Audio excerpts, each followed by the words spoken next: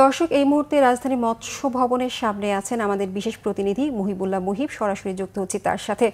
মুহিব, মৎস্য ভবনের সামনে সড়ক অবরোধ সহ আজকের বিক্ষোভ কর্মসূচি সম্পর্কে আমাদেরকে জানাবেন।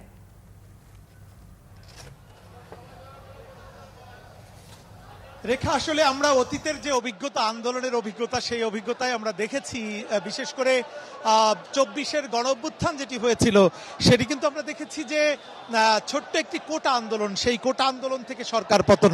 আমরা আসলে যেটি এবারের আন্দোলনটি দেখেছি ঢাকা দক্ষিণ সিটি কর্পোরেশনের মেয়র নির্বাচনকে ঘিরে, অর্থাৎ মেয়র নির্বাচনের পর 2020 সালে সেই নির্বাচনে জালিয়াতি, ভোট কারচুপি এবং কেন্দ্র দখলের অভিযোগ এনে মামলা করেছিলেন নির্বাচনী ট্রাইব্যুনালে বিএনপির প্রার্থী ইশরাক হোসেন।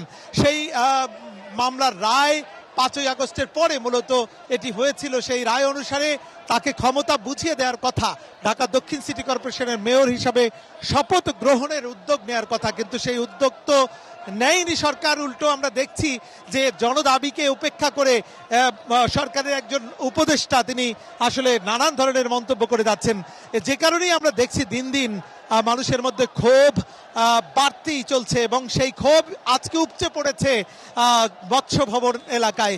এবং এই এলাকায় ইতিমধ্যেই লোকের লোকারণ্য হয়ে গেছে, রাস্তা দখল করে মানুষ শুধু বারবার বলছেন যে আদালতের রায়কে তোয়াক্কা না করে সরকারের যে সব উপদেষ্টারা যাদেরকে একটি নির্দিষ্ট দলের সমর্থক হিসাবে উল্লেখ করছেন তারা, এবং বলছেন যে তারাই মূলত এই সরকারকে বিব্রতকর পরিস্থিতিতে ফেলতে চায়। এবং এই যে তালবাহানা, এই তালবাহানা ভবিষ্যতে সামনের দিকে জাতীয় নির্বাচনেও কোনো প্রভাব পড়ে কিনা সেটি নিয়েও কিন্তু মানুষের মধ্যে সংশয়, উদ্বেগ রয়েছে।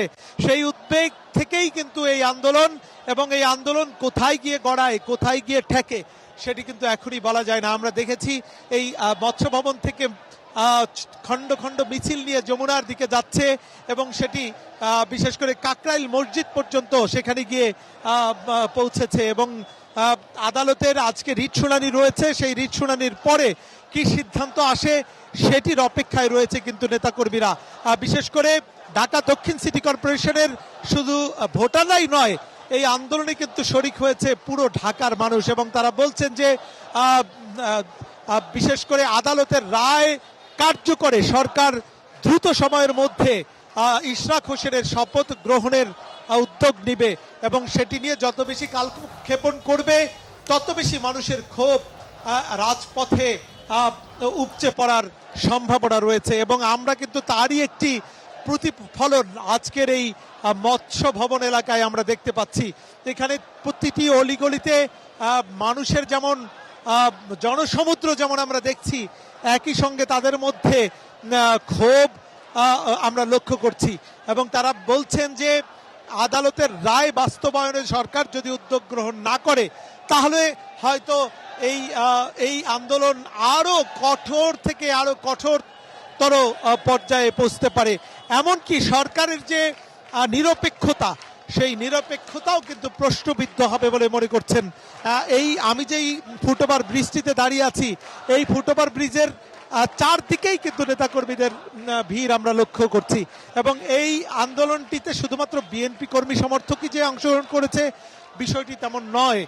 বিশেষ করে যারা দীর্ঘদিন ধরে নাগরিক সেবা বঞ্চিত সাধারণ মানুষ, তারাও কিন্তু এই আন্দোলনে স্বতঃস্ফূর্তভাবে অংশগ্রহণ করছে। অর্থাৎ এটি এখন আর ঢাকা দক্ষিণ সিটি কর্পোরেশনের আন্দোলনের মধ্যে সীমাবদ্ধ নেই, এটি ইতিমধ্যেই বিশেষ করে সমগ্র ঢাকাবাসীর আন্দোলনে পরিণত হতে যাচ্ছে। এবং আমরা দেখছি ঢাকার বাইরে থেকেও সাধারণ মানুষ প্রতিবাদ জানাচ্ছেন ইশরাক হোসেনকে কেন মেয়র হিসাবে দায়িত্ব পালনের সুযোগ দেওয়া হচ্ছে না।